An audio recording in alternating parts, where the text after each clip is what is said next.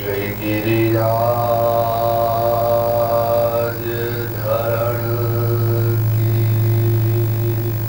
जय। श्री द्वारिकाधीश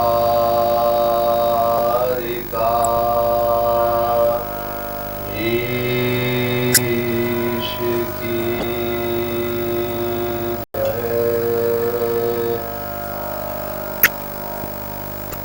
श्री गणेशाय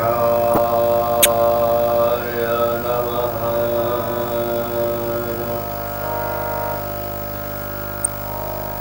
श्री मातृपितृभ्यो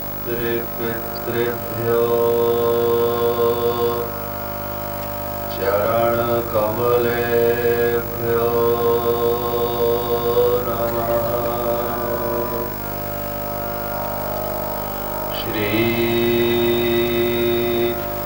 सरस्वत्यै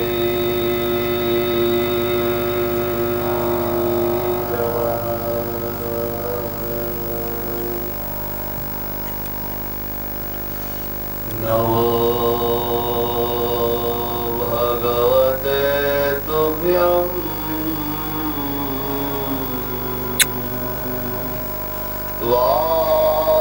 वासुदेवाय धीमहि।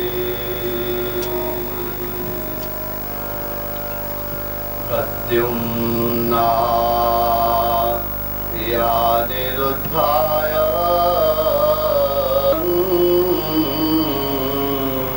कृतसर्वगात्रम् पीताम्बरं काञ्चनचित्रानद्धम्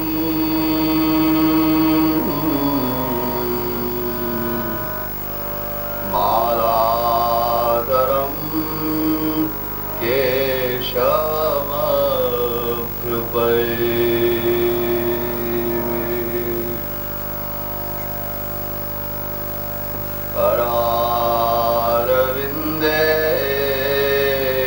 करारविन्देन परारविन्दम्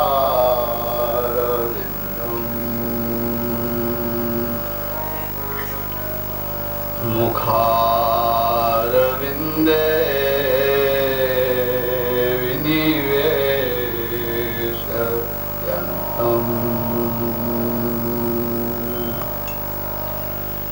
वटस्य पत्रस्य पुटे शयनम्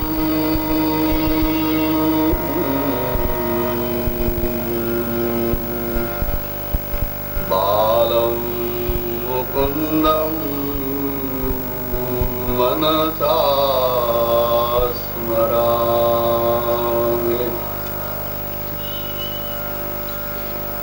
कृष्णाय वासुदेवाय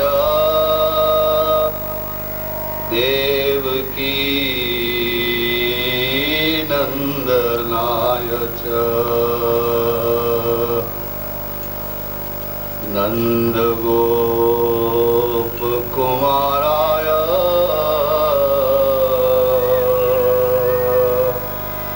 गोविन्दाय नमो नमः।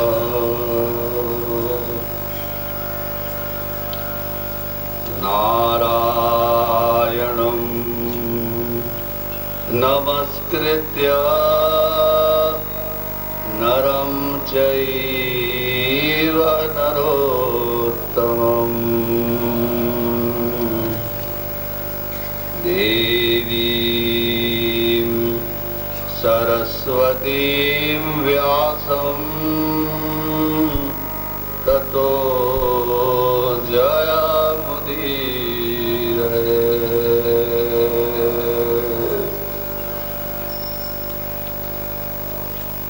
श्री कृष्णचंद्र भगवान की जय। श्री राम जय राम जय जय राम। श्री राम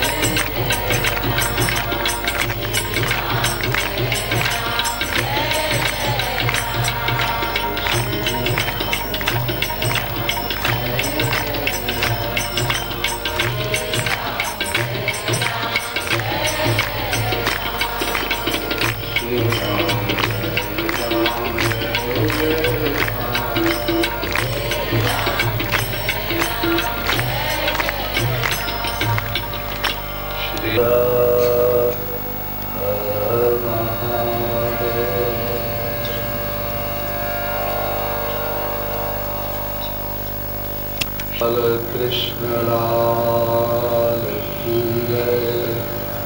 श्री यमुने महारानी की जय हो।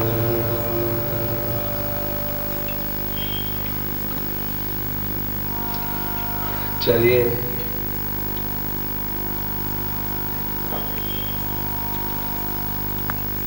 जब हरि गुण गाना होता है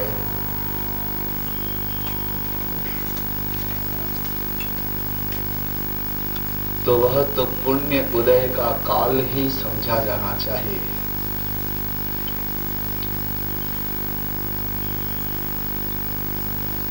तुम्हारे सारे पाप जब निवृत्त हो जाते हैं, इतना ही नहीं लोकोत्तर चर्चाएं करेंगे।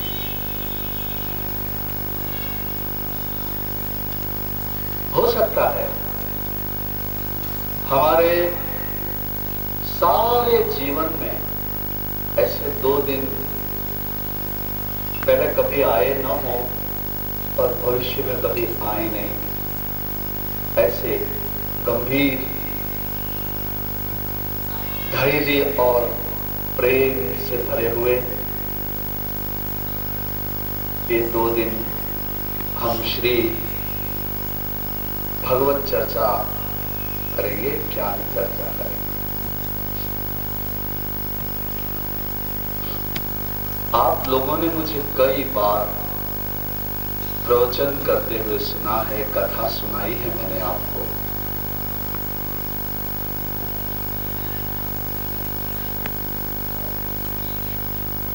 लेकिन ये अनुभव मेरे लिए नया है। मैं इस तरह कभी कहीं प्रवचन करने गया नहीं।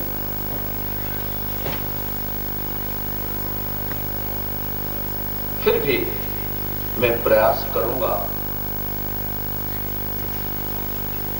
कि मैं कुछ ऐसा आपको सुना जाऊं, ऐसा आपको कह सकूं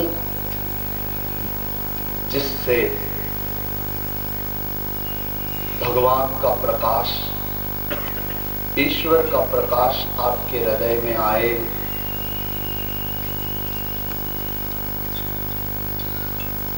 कुछ विशेष प्रेम और कुछ विशेष सात्विकता आपको मिल सके, ऐसा मैं प्रयास करूंगा।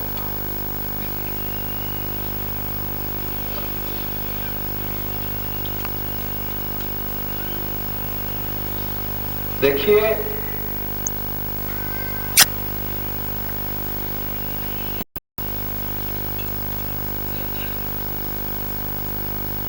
जिस संसार में हम रहते हैं, जिस दुनिया में हम जीते हैं, सवेरे से शाम तक हम जो कुछ करते हैं, जो कुछ सोचते हैं, उस सब से अलग है यह काम। वो हमारे नित्य क्रम से अलग है, क्योंकि हरिचर्चा है, ये बड़ी दुर्लभ होती है और बड़े भाग्यशालियों को ही मिलती है।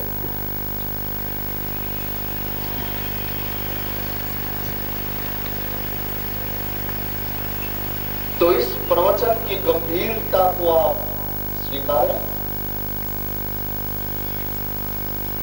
ऐसे तो कई कार्यक्रम होते रहते हैं, कभी कौन आता है, कभी कौन आता है, कभी कौन आता है, कभी राजनेता आते हैं, कभी कुछ विदूषक आते हैं, कभी कुछ आते हैं। लेकिन हम यहाँ ऐसे किसी खास काम के लिए आए हैं और इकट्ठे हुए हैं हम लोग।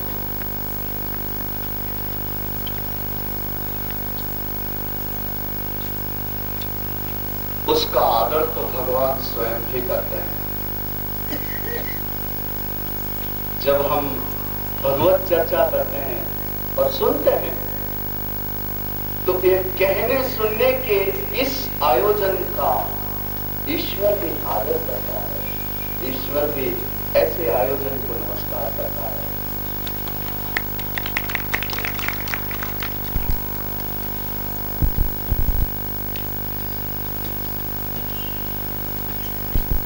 अध्यस्येते च इमं धर्म्यं संवादमावयोः ज्ञानयज्ञेन तेनाहम् इष्टस्याम् इति मे मतिः। गीता का उपदेश सुनाने के बाद भगवान कृष्ण ने अर्जुन से कहा, पार्थ अध्यस्येते च इमं धर्म्यं संवादमावयोः, तेरे मेरे इस संवाद को जो कोई पढ़ेगा, सुनेगा, कहेगा, ज्ञान यज्ञेन तेनाहम् इष्टस्यामिति मे मतिः, मैं जहां भी रहूंगा प्रसन्न हो जाऊंगा और उसके ऊपर आशीर्वाद बरसा दूंगा। ऐसी ये भगवत चर्चा होती है। ये बड़ी आदरणीय है। युगों युगों से ऋषियों महर्षियों ने, संत पुरुषों ने, भक्तों ने इस ज्ञान गंगा का आदर किया है। इस हरि चर्चा को अहोभाव, नम्र भाव और समर्पित भाव से प्रणाम किया है। मैं अपने आप को बड़ा पुण्यशाली समझता हूं कि यह भगवत चर्चा करने का मुझे अवसर जीवन में वारंवार मिला करता है। आइए अब 2 दिन हम जिस विषय का विचार करेंगे और जिस ज्ञान की चर्चा करेंगे, उसका मैं आपको प्रबंध कहूं।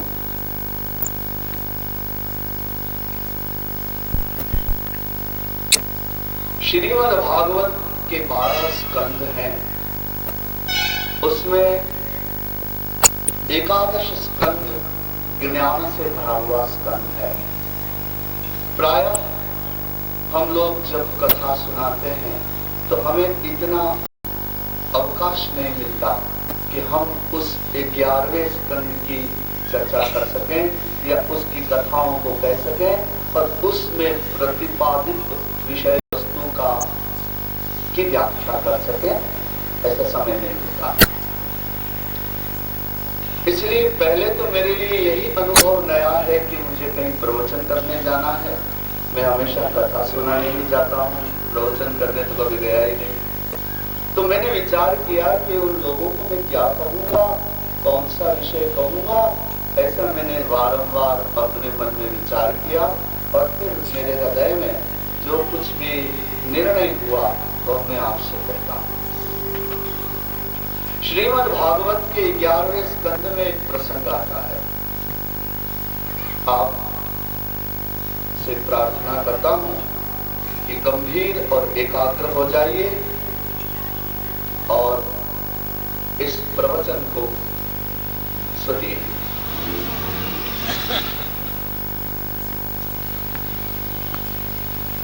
एक प्रसंग आता है एकादश स्कंध में कि एक राजा थे जिनका नाम यदु था, जिससे ये यदुवंश चला।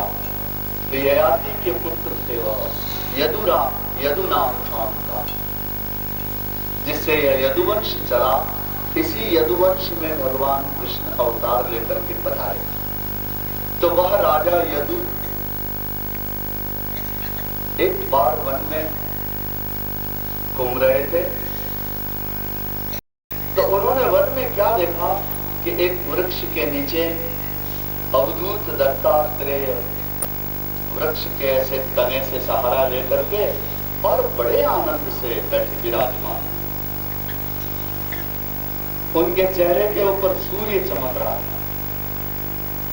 जब तुम्हारे भीतर आनंद होता है तो चेहरे से आ जाता है, चेहरे पर चेहरा चमकने लगता है।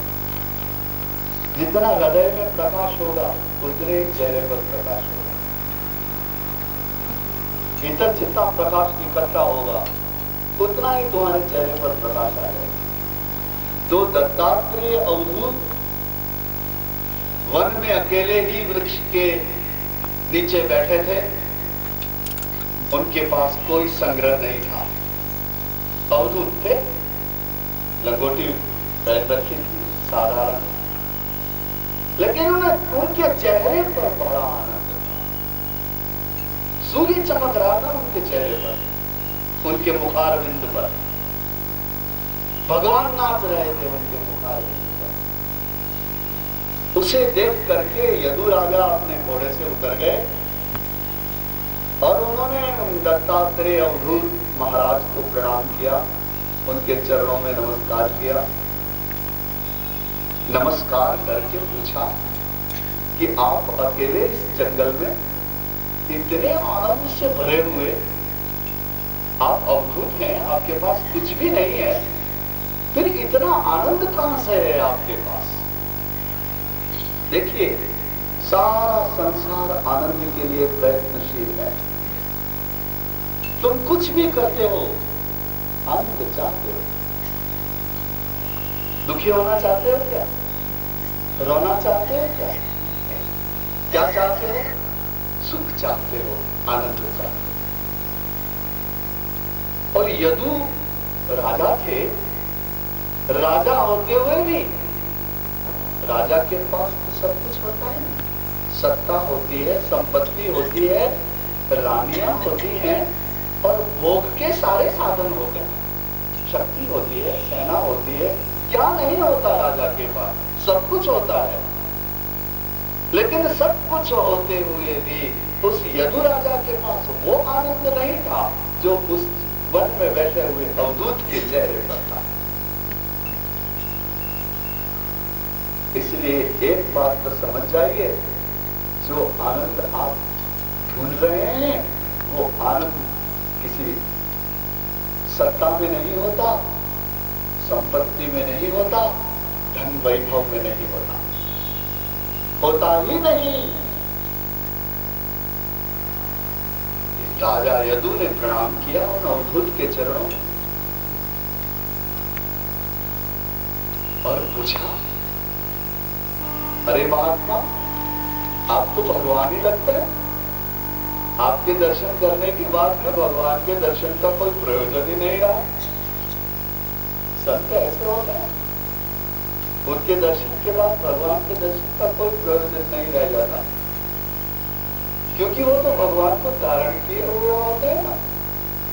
वो बैठे रहते हैं भगवान उसके दिल में, मंदिर बनाकर हमेशा के लिए अवरुद्ध हो जाते हैं।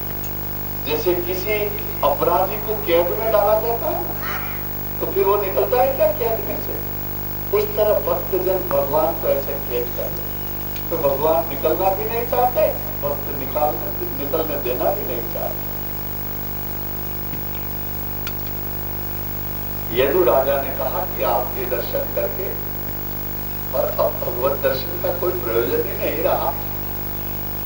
आप स्वयं भगवान ही हैं।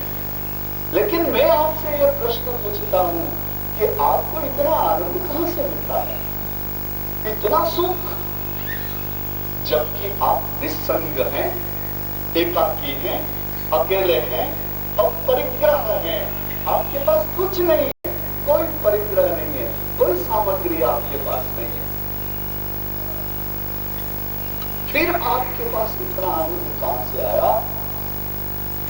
ये मेरा प्रश्न, ये मुझे आप बता दीजिए। तो दत्तात्रेय अवधूत बड़े प्रसन्न, उन्होंने कहा कि देख, आनंद जो है ना,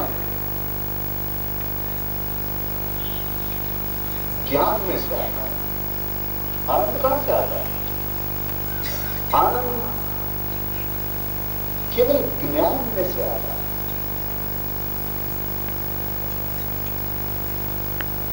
और वह आनंद निरंतर, स्थायी और सनातन होता है।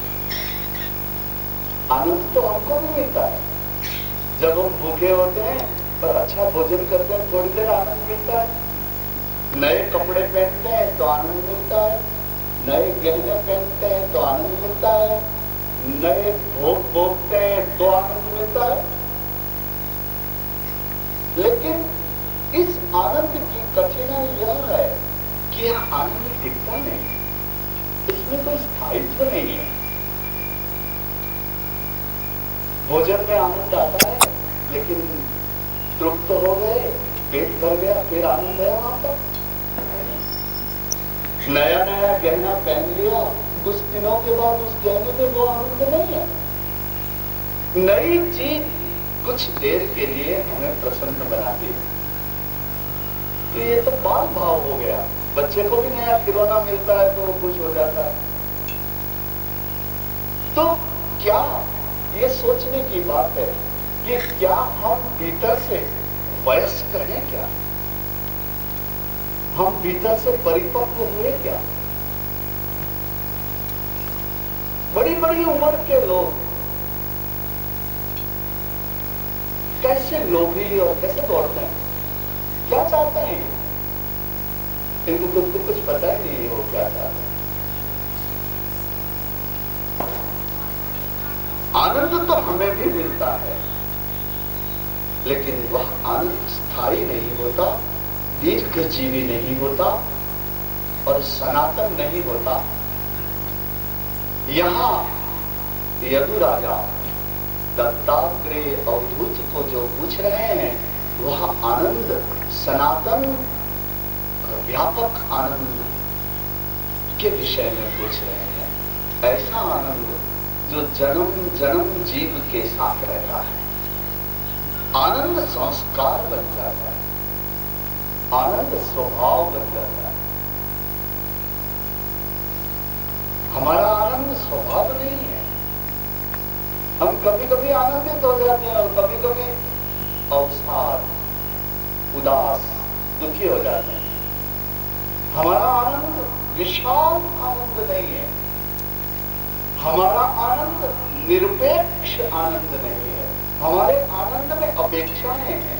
ये हो जाएगा तो मैं खुश हो जाऊंगा, ऐसा मिल जाएगा तो मैं खुश हो जाऊंगा, ऐसा हो तो मुझे बड़ी खुशी होगी।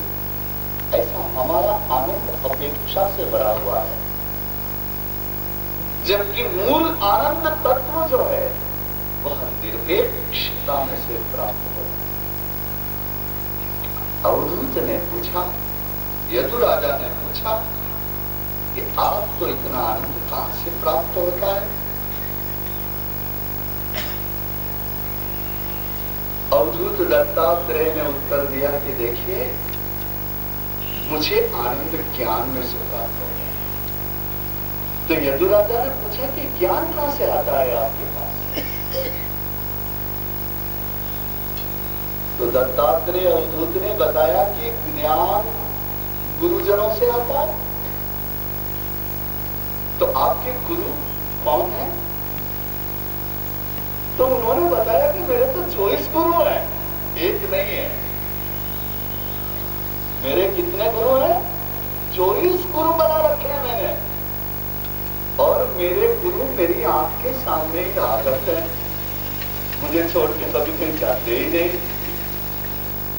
और वो निरंतर मुझे ज्ञान देते रहते हैं, और उस ज्ञान का मुझे आनंद मिलता है। यदु राजा ने पूछा, क्या बताइए मुझे, आपके 24 गुरु कौन हैं और कि कौन गुरु आपको कौन सा ज्ञान देते हैं, तो बताइए। तो अवधूत महाराज ने कहा कि देखो,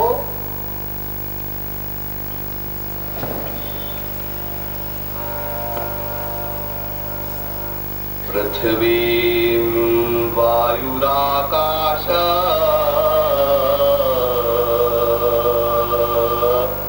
मापो त्रिश्चन्द्रमा रविः।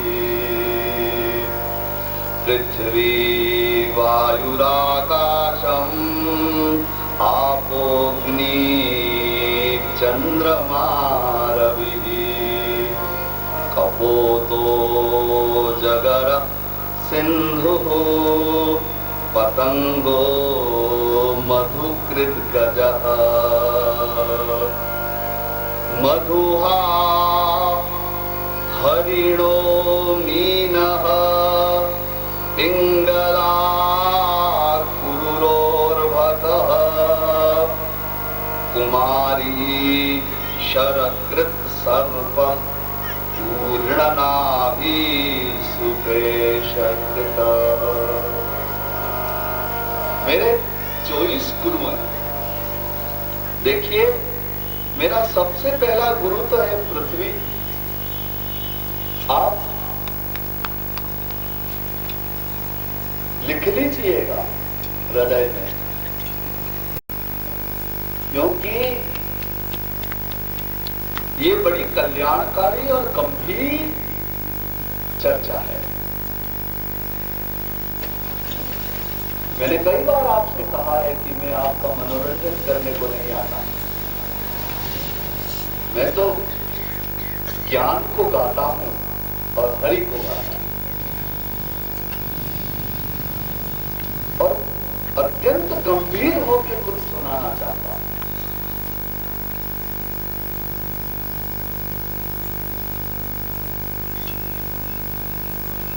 आपको सुनाना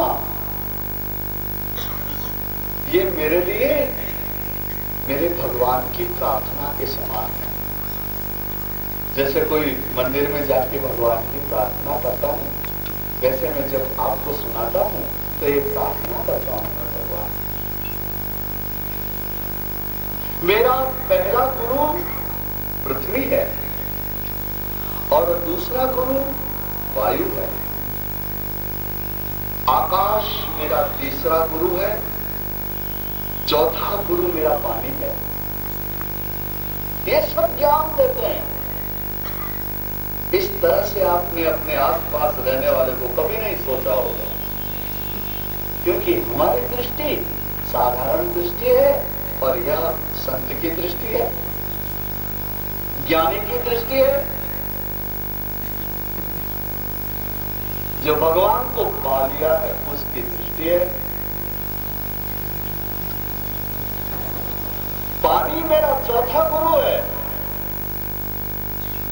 और अग्नि यह मेरा पांचवा गुरु है। और चंद्रमा को भी मैंने अपना गुरु बना लिया है, क्योंकि वो मेरा छठा गुरु है, 6। और सूर्य को भी मैंने गुरु बनाया। और ये पक्षी होता है ना, कबूतर, इसे भी मैंने अपना गुरु बनाया। क्यों? क्योंकि उससे ज्ञान मिला मुझे। गुरु क्या करता है? ज्ञान देता है। और ज्ञान क्या होता है? सत्य का दर्शन, सत्य का स्वीकार, यही ज्ञान है। तो कबूतर को भी मैंने गुरु बना लिया, ये मेरा 8वां गुरु है। अजगर मेरा 9वां गुरु है और एक बार मैं समुद्र के किनारे गया तो मैंने समुद्र को भी अपना गुरु बना लिया। वह मेरा 10वां गुरु है, समुद्र। और एक पतंग उड़ता है ना, पतंग छोटा सा दिए की लौ को देखकर दौड़ता है, उसे भी मैंने अपना गुरु बना लिया। मधुमक्खी को भी मैंने अपना गुरु बनाया, वो मेरा 12वां गुरु है। और हाथी मेरा 13वां गुरु है। ये गुरु है मेरे। दत्तात्रेय अवधूत उस यदु राजा को बता रहे हैं,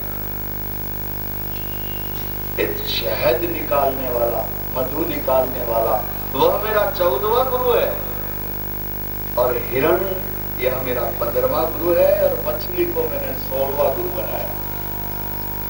और 17वां गुरु एक वैश्या जो अपना शरीर बेचती है, उसे भी मैंने अपना गुरु बना दिया, वो 17वां गुरु।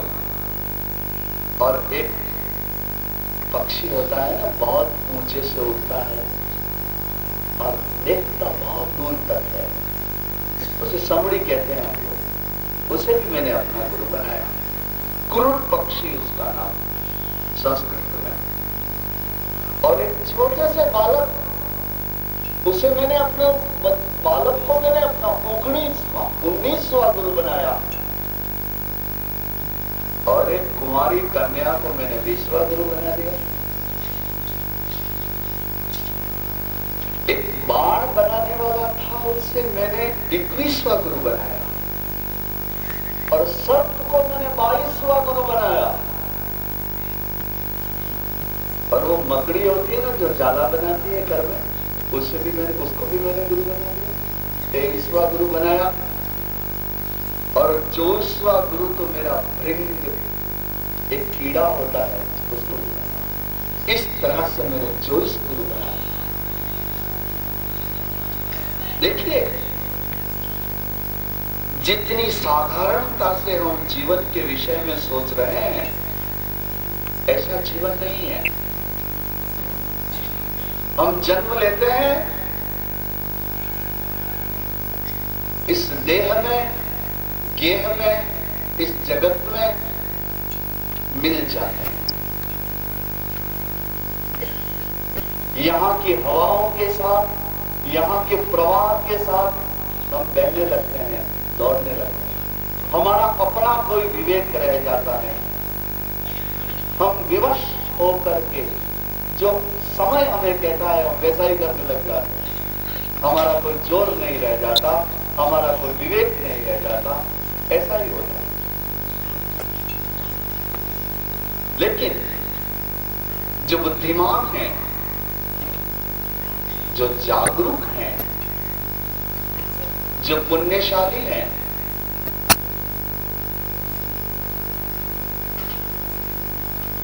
जो भक्त हैं, उनका जीवन कुछ विशेष प्रकार का जीवन होता है।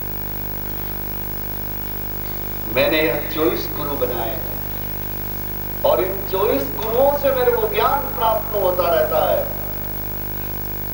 और ज्ञान मुझे निरंतर आनंद देता। इस तरह दत्तात्रेय अवधूत ने जब अपने बताए, देखिए यहां एक विशेष दृष्टि भी है। लोग ऐसे कहते हैं कि गुरु तो एक ही होता है, लेकिन मेरा भागवत महापुराण अलग बता रहा है। वो कहते हैं गुरु तो बहुत से हो सकते, एक ही कैसे होता है? जन्म लेते हो तो माता गुरु होता है, पिता गुरु होता है, ज्ञान देने वाला गुरु होता है। कभी कभी गृहिणी को भी गुरु कहा गया है। तो गुरु तो वहां है जो आपको ज्ञान देता है। और अगर जीवन में बहुत से हैं तो क्या कष्ट क्या है? ओ आनंद की बात है। जो इस गुरु दत्तात्रेय अवधूत जी ने बताया, यदु राजा ने पूछा कि आप कृपा करेंगे? कि इनसे आपने क्या ज्ञान प्राप्त किया?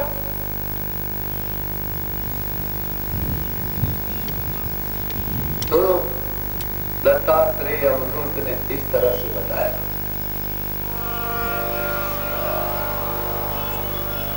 तद विद्वान न चले मार्गा धन्य शिक्षम क्षितेर्व्रतम् भूतैराक्रम्यमाणोऽपि धीरो दैववशानुगैः तद विद्वान न चलेन्मार्गा धन्व शिक्षम क्षितेर्व्रतम्। देखिए, इस पृथ्वी को आप खोदते हैं, तोड़ते हैं, ये पृथ्वी आपको कुछ कहती है? आपसे लड़ती है, झगड़ती है? तो इस संसार में तुमको भी ऐसे लोग मिलेंगे जो तुमको खोदेंगे, तुम्हें तोड़ेंगे, लेकिन तुम कुछ मत कहना। क्या करोगे फिर? क्षमा करना। ये व्रत, ये ज्ञान मैंने पृथ्वी माता से लिया, क्योंकि किसी का जीवन ऐसा जीवन नहीं है कि उसे पीड़ाएं और दुख नहीं मिलते। तुम्हारे आसपास रहने वाले तुम्हें पीड़ित करेंगे, तुम्हारे बहुत नजदीक रहने वाले तुम्हारे हृदय को तोड़ा करेंगे, तब क्या करोगे? तब तो क्षमा ही करना पड़ेगा। तो जिसे अपने जीवन में उस महान और अनंत आनंद को प्राप्त करना है, उसके लिए सहनशीलता और क्षमा, ये दो मानसिक गुण होने आवश्यक। अगर आपके भीतर क्षमा नहीं है तो आपको सुख मिल भी नहीं सकता, नहीं मिलेगा, क्योंकि सुख का सूत्र है वहां पर। क्योंकि कहां कहां जवाब दोगे, किस किस से लड़ने जाओगे? जीवन में अनेकों ऐसे प्रसंग आएंगे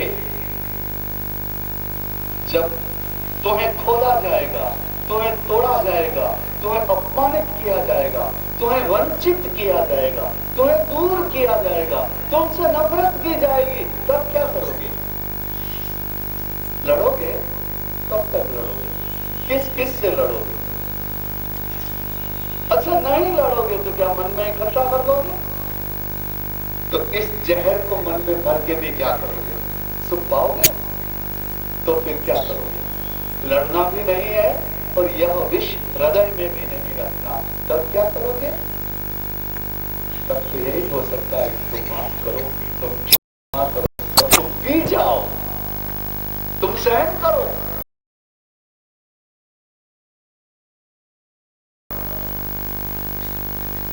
देखिए, मैं आपसे वह कह रहा हूं आपके जीवन के लिए आवश्यक है।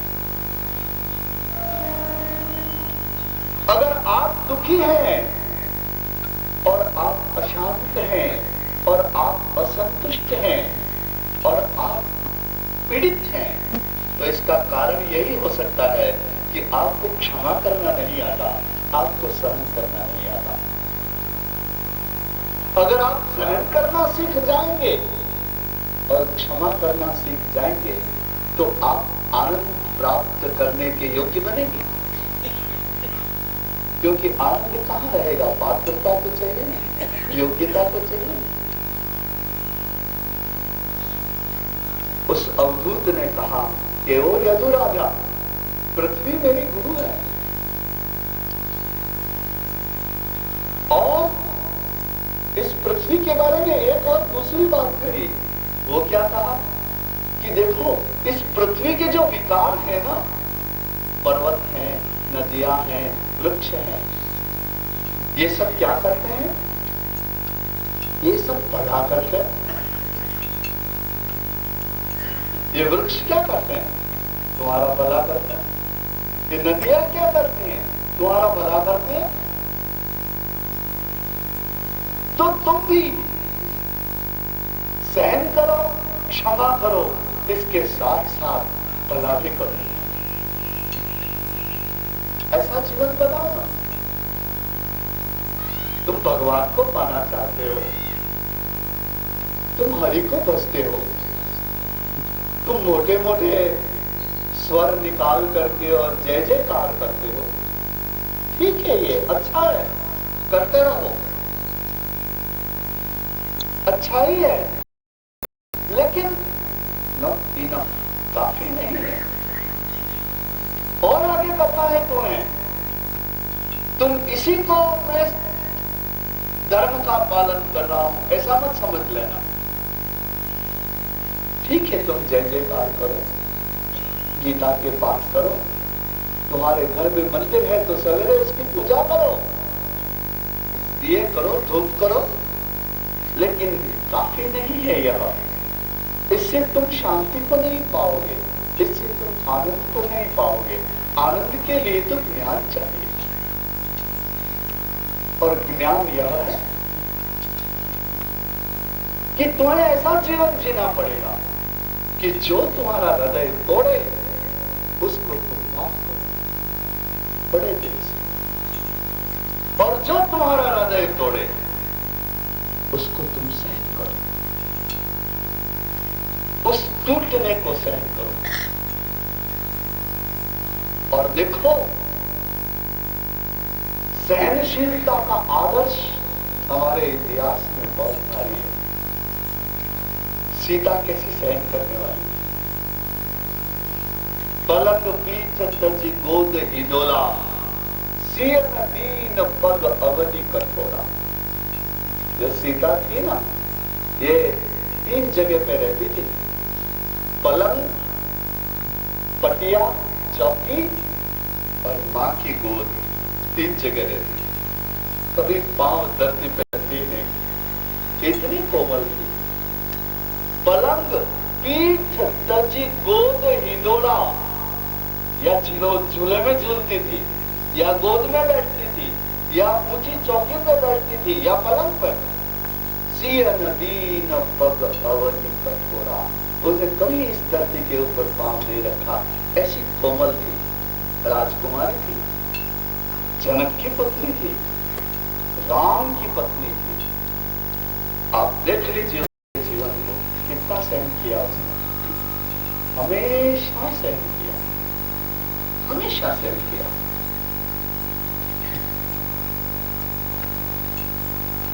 राम के साथ विवाह के सूत्र में बंध करके आ गई, और हाथ की मेहंदी भी सूखी नहीं थी और जंगल में चली गई,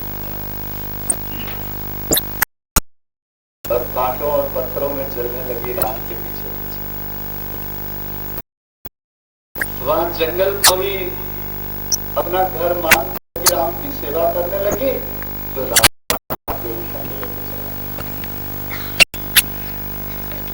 अब रावण उठा के लेके चला गया,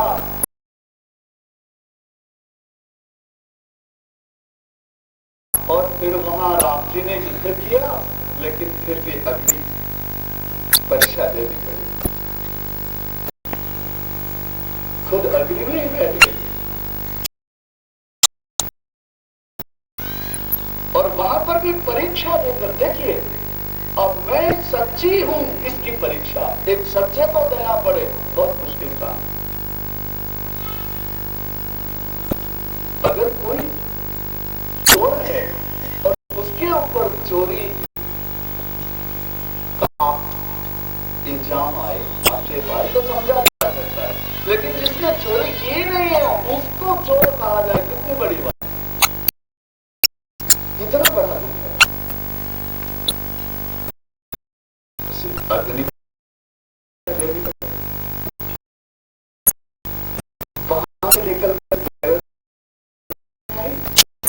राम राजा बने, सीता महारानी बनी, और जीवन में पहली बार गर्भ धारण किया, और पेट के बच्चे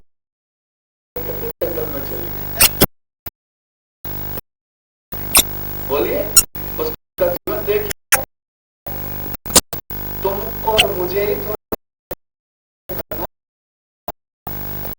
इतिहास में ऐसे हुए हैं जिन्होंने ऐसा सहन किया। अगर हमारे चरित्र में सहनशीलता नहीं है, हम भगवान का भजन कर ही नहीं सकते।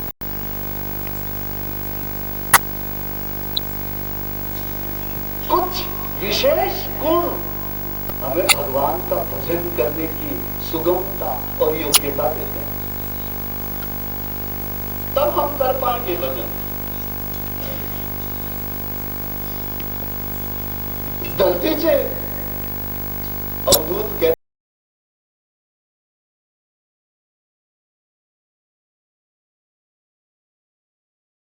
हैं, मैंने धरती से यह सीखा कि क्षमा करना चाहिए, सहन करना चाहिए, और क्षमा करते हुए, सहन करते हुए हमसे जो बनेगा उपकार करना चाहिए। आप अपने जीवन को देख लीजिए, अपने मन को देख लीजिए, क्या ये बात आपके चरित्र में है? ये ज्ञान कहां से मिला?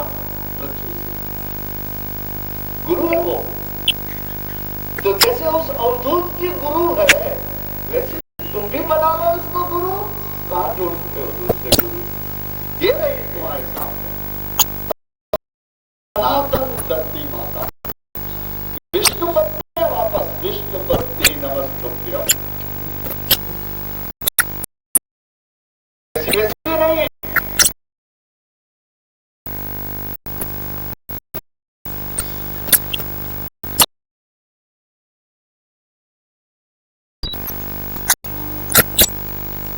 जी हाँ, सही, क्षमा करो, परोपकार, ये पृथ्वी से लिया गया ज्ञान है, हम चित्र में होगा, क्योंकि तुम्हें माफ कर दिया तो बात जहर खत्म हो गया। सहन कर लिया तो बात आगे नहीं बढ़ी, और परोपकार किया तो अपने आप के आनंद को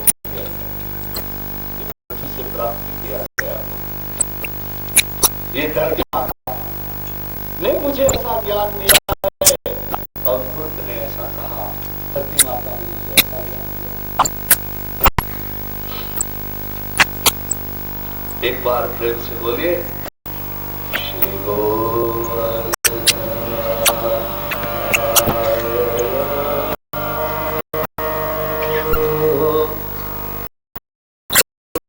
राधे राधे राधे श्याम, राधे राधे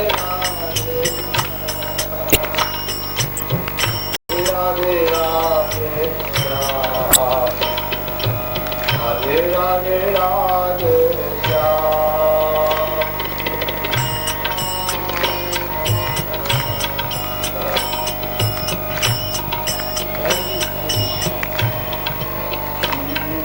राधे राधे राधे श्याम, राधे राधे राधे श्याम, राधे राधे श्याम, राधे राधे राधे श्याम, राधे राधे श्याम, राधे राधे राधे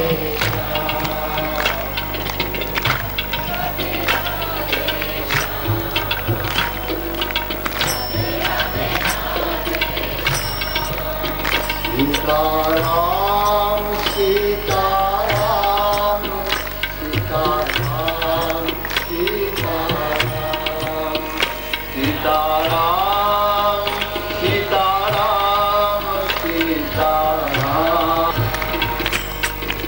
राधे राधे राधे श्याम, राधे राधे राधे श्याम,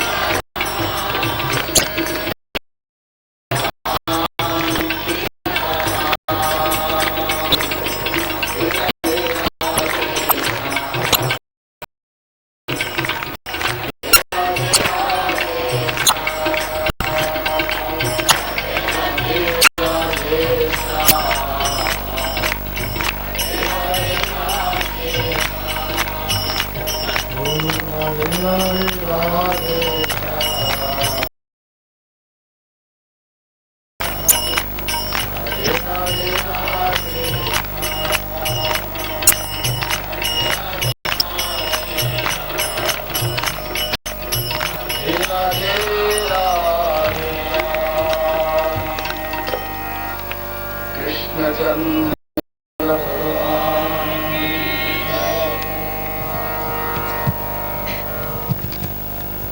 मेरा पहला गुरु पृथ्वी है और मेरा दूसरा गुरु तो वायु है।